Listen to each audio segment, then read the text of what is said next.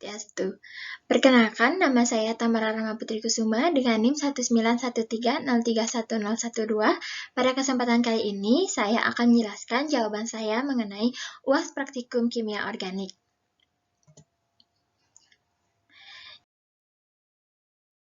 Soal UAS kali ini terdiri dari 12 soal, yang mana tiap-tiap soalnya akan saya jabarkan mengenai jawaban saya.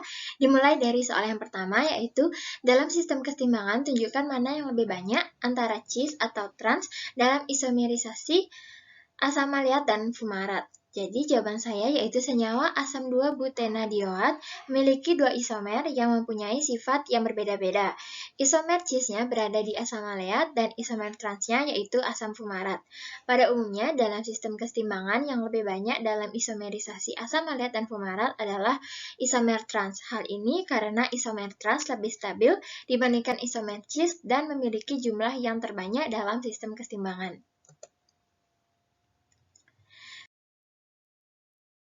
Kemudian soal yang kedua, yaitu kencur atau Kaempferia galanga adalah salah satu jenis tanaman obat yang tergolong dalam suku jahe-jahean atau Zingiberaceae dan banyak digunakan sebagai bahan baku obat tradisional, yaitu jamu, fitofarmaka, industri kosmetika, penyedap makanan dan minuman, rempah, serta bahan campuran saus rokok pada industri rokok kretek. Bahkan dapat dimanfaatkan sebagai bioinsektisida. Kencur mengandung senyawa etil parametoxycinamate atau yang disingkat dengan EPMS. Sebutkan langkah-langkah isolasi dan identifikasi, serta tuliskan rumus struktur senyawa etil parametoxycinamate lengkap dengan gugus fungsi apa yang terkandung. Jadi, etil parametoxycinamate itu memiliki rumus molekul C12H13O3, yang mana senyawa ini mengandung gugus fungsi metoksi dan gugus fungsi karbonil, yang mana gambar strukturnya itu bisa dilihat pada slide.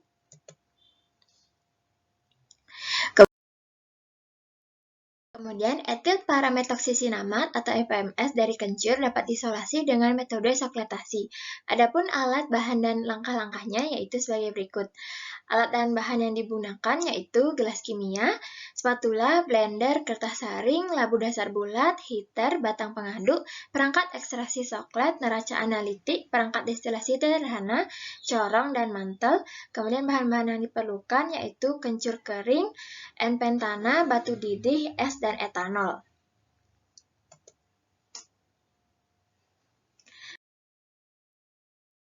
Kemudian prosedur kerjanya yaitu sebanyak 50 gram kencur kering yang sudah digerus, dibungkus dengan kertas saring, kemudian dimasukkan ke dalam ruang ekstraktor soklet. Yang kedua yaitu setelah itu sebanyak 250 ml N-pentana dan beberapa butir batu didih dimasukkan ke dalam labu dasar bulat. Kemudian alat soklet dipasang dan dilengkapi dengan pendingin reflux. Yang ketiga, labu dasar bulat dipanaskan secara perlahan-lahan hingga N-pentana mendidih.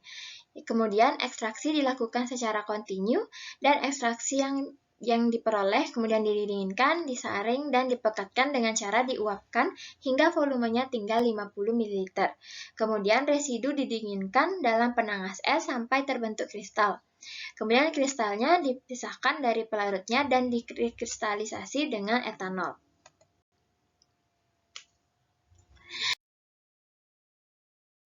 Kemudian adapun identifikasi EMPS atau etil parametoxycinamate itu dapat dilakukan dengan menggunakan uji gugus fungsi.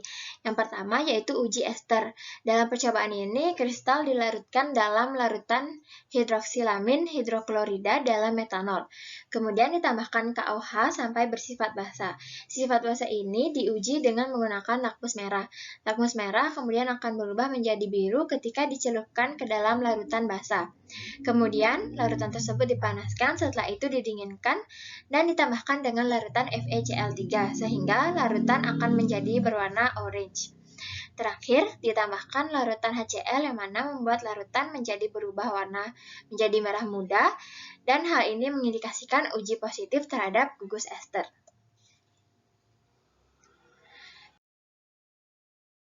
Kedua, yaitu ada uji gugus aromatis, yang mana pengujian ini dilakukan dengan cara memanaskan kristal di atas pembakar spiritus. Apabila selama pemanasan itu terdapat asap, maka uji ini positif terhadap gugus aromatis atau benzena. Kemudian yang ketiga yaitu uji ketidakjenuhan yang bisa dilakukan dengan dua cara, yaitu tes Bayer, yang mana pengujian ini dilakukan dengan melarutkan kristal dalam air, kemudian ditambahkan dengan larutan Bayer, yang mana membuat warna larutan menjadi semakin memudar. Hal ini menunjukkan bahwa dalam sampel memang terbukti mengandung ikatan tak jenuh berupa ikatan lengkap dua. Kemudian uji ketidakjenuhan yang kedua yaitu ada tes bromin. Ketika larutan sampel diteteskan larutan BR 25%, maka warna larutan akan memudar. Hal ini menunjukkan uji positif sampel terhadap larutan bromin yang mana mengindikasikan bahwa adanya ikatan tidak jenuh.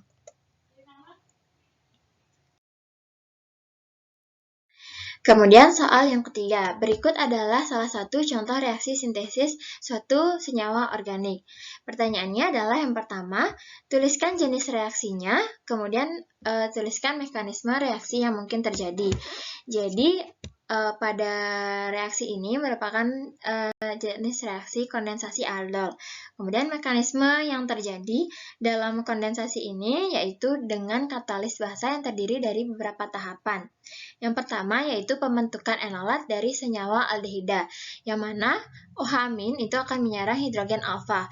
Kemudian hidrogen akan pergi tanpa membawa pasangan elektron dan membentuk H2O, sehingga C pada hidrogen alfa itu akan bersifat negatif karena kehilangan satu hidrogen alfanya. Dan terbentuklah ion enolat. Ion enolat ini akan mengalami resonansi karena mencari posisi yang lebih stabil. Bisa dilihat pada gambar yang pertama. Kemudian yang kedua yaitu enolat akan menyerang aldehid yang lain, di mana dalam tahap ini terjadi proses adisi, yaitu penambahan senyawa kecil atau lebih untuk membentuk senyawa yang lebih besar tanpa menghilangkan senyawa lainnya, dan terbentuklah ion alkoksida yang bermuatan negatif, yang mana bisa dilihat pada slide, itu gambar yang kedua. Kemudian selanjutnya dalam tahap ini, ion alkoksida akan bereaksi dengan asam basa dalam air, di mana ion alkoksida ini akan menyerang H+ protonasi, kemudian terbentuk suatu produk yaitu suatu aldol, yang mana mekanisme reaksinya itu ada pada gambar yang paling terakhir.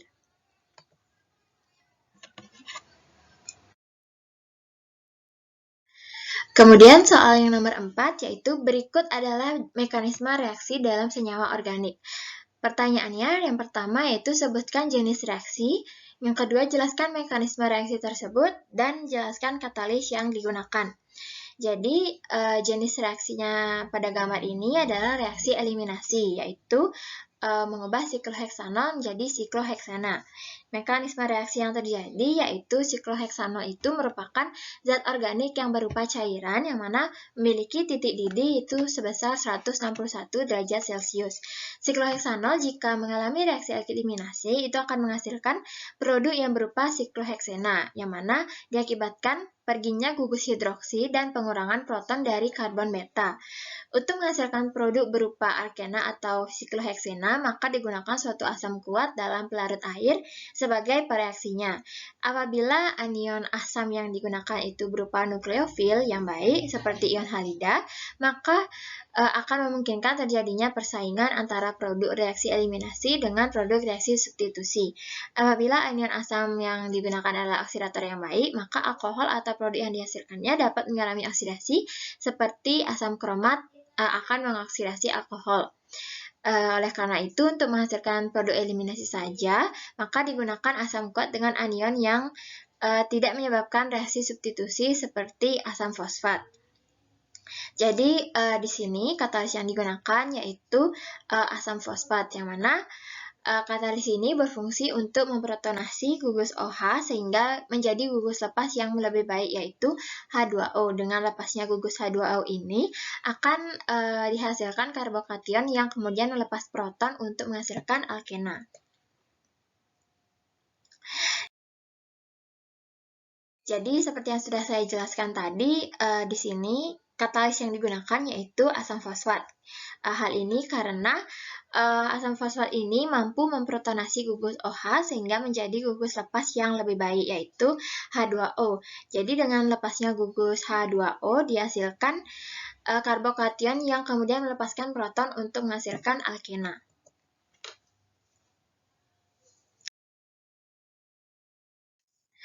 Kemudian soal yang kelima yaitu jelaskan reaksi berikut. adalah dengan melibatkan proses disproporsionasi aldehida tanpa hidrogen pada posisi alfa yang diinduksi oleh basa. Jelaskan pernyataan tersebut melalui mekanisme reaksi yang terjadi. Jadi, reaksi di atas atau reaksi tersebut itu merupakan reaksi Cannizzaro yang dari benzaldehida.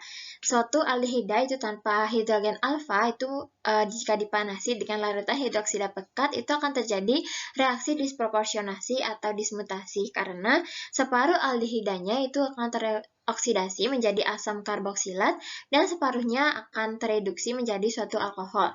Jadi reaksi Cannizzaro ini diawali dengan suatu serangan OH- pada karbon karbonil yang disusul dengan suatu serah terima hidrida. Pada awalnya itu suatu benzaldehida itu akan diserang oleh OH- dari basa kuat untuk membentuk suatu anion. Karena anion itu tidak stabil, maka akan terjadi perpindahan sepasang elektron bebas untuk membentuk ikatan rangkap yang lebih stabil. Akibatnya, H itu akan berpindah ke atom C karbonil dari suatu benzaldehida yang lain dan terbentuk suatu struktur intermediat yaitu asam benzoat dan ion enolat. Anion tersebut itu akan dapat memindahkan ion hidrida ke atom karbon karbonil di dalam molekul aldehida lain. Setelah itu terjadi perpindahan proton untuk menghasilkan anion karboksil dan alkohol. Ion benzoat yang terlarut dalam lapisan air itu akan terlarut dalam lapisan air, sedangkan bensil alkohol itu akan larut dalam ether.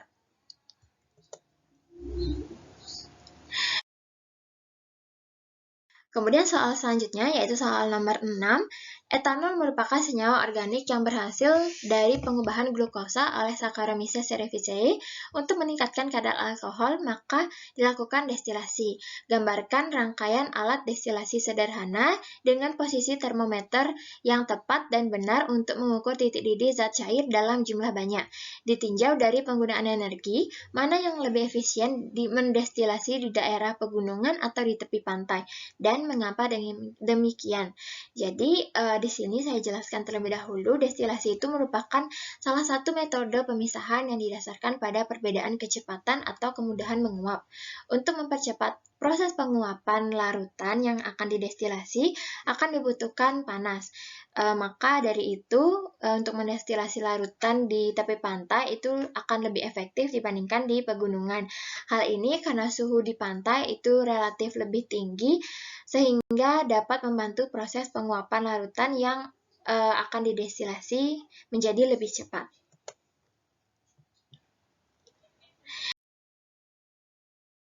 Kemudian soal nomor 7 yaitu suatu sampel diambil dari suatu endapan di dasar Samudra Atlantik. Endapan itu berwarna biru keputihan. Jika Anda diminta untuk menganalisis apakah endapan itu material organik atau bukan, maka jelaskan langkah-langkah yang Anda lakukan di laboratorium sehingga dapat mengambil kesimpulan yang tepat. Jadi langkah-langkah yang dapat dilakukan yaitu pertama itu penentuan sifat fisikanya. Jadi didahului dengan mengamati warna, bau, wujud, kelarutan, dan sifat khusus lainnya seperti titik leleh, bentuk kristal, titik didih, dan indeks bias. Kemudian yang kedua yaitu kita lakukan analisis unsur, yang mana senyawa organik itu akan selain mengandung karbon dan hidrogen, maka juga bisa mengandung oksigen, nitrogen, belerang, dan halogen. Jadi untuk mendeteksi unsur-unsur tersebut, kita harus menggunakan reaksi khusus. Kemudian yang ketiga yaitu mendeteksi gugus fungsional. Jadi dilakukan dengan mendeteksi ketidakjenuhan, mendeteksi alifatis atau aromatis, menguji gugus hidroksis senyawa alkohol, gugus fenolat, gugus aldehida, gugus keton, gugus karboksil, ester, ether, dan gugus nitro. Kemudian yang keempat yaitu membuat derivat senyawa dari zat yang dianalisis.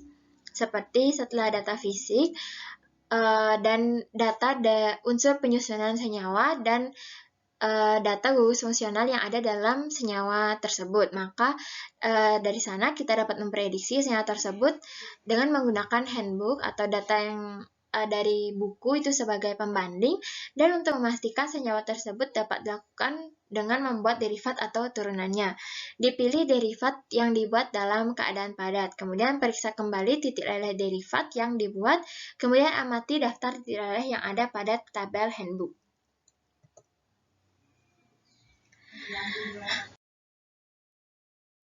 Kemudian soal yang ke-8 yaitu suatu spesimen yang berwarna kuning dari kawah gunung berapi merupakan sisa rambut suatu hewan. Untuk mendeteksi nitrogen, belerang, dan halogen, ada penambahan logam natrium. Namun kelebihan natrium harus diusir dengan etanol. Jelaskan mengapa demikian. Jadi dalam mendeteksi unsur-unsur itu kita bisa lakukan sebuah pengujian yang disebut dengan sebagai tes Lasagne. Kemudian prinsip dari tes Lasagne ini adalah mengubah unsur-unsur yang terikat secara kovalen dalam zat organik menjadi garam natrium yang bersifat ionik. Kelebihan dari penambahan natrium ini menyebabkan terbentuknya natrium hidroksida sebagai zat pengotor, sehingga perlu ditambahkan etanol untuk menghilangkan zat pengotor tersebut. Upaya yang bisa dilakukan adalah dengan menambahkan etanol, sehingga natrium itu merupakan logam yang sangat reaktif dan dapat bereaksi dengan air. Yang mana jika natrium ini masih berlebih, maka pada saat pemecahan tabung reaksi di dalam air suling, itu akan terjadi reaksi antara logam natrium dengan air, sehingga timbul ledakan. Jadi sisa natrium dapat bereaksi dengan etanol, yang mana logam natrium ini mudah bereaksi dengan alkohol. Dan saat pemecahan tabung reaksi itu sudah tidak ada lagi natrium, sehingga reaksi antara natrium dan air itu dapat dihindari.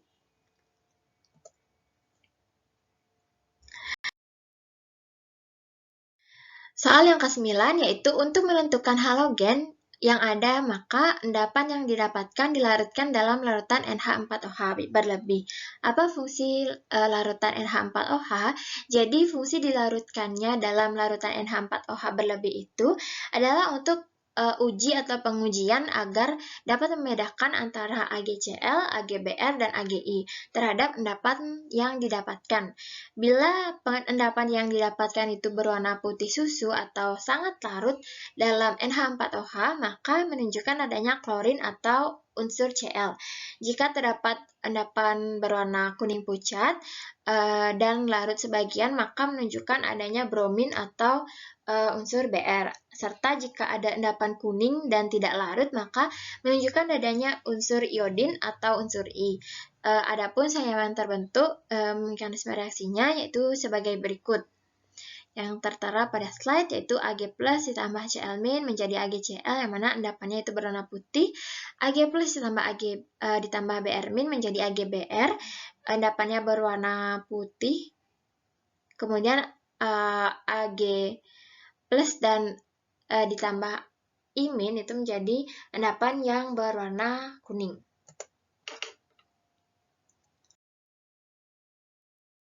Kemudian soal nomor 10 yaitu selain dengan uji asap, dengan pereaksi apakah senyawa alifatis dapat dibedakan dari senyawa aromatis. Jadi pereaksi yang dapat digunakan untuk menguji senyawa alifatis dapat dibedakan jadi senyawa aromatis itu dengan menggunakan pereaksi atau uji Lucas atau reagen Lucas.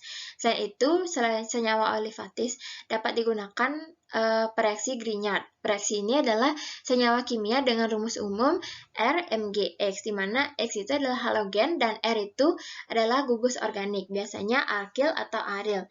Dua contoh tipikal adalah metil magnesium klorida dan fenil magnesium bromida. Senyawa Grignard ini adalah reaksi populer dalam sintesis organik untuk menciptakan ikatan karbon-karbon baru.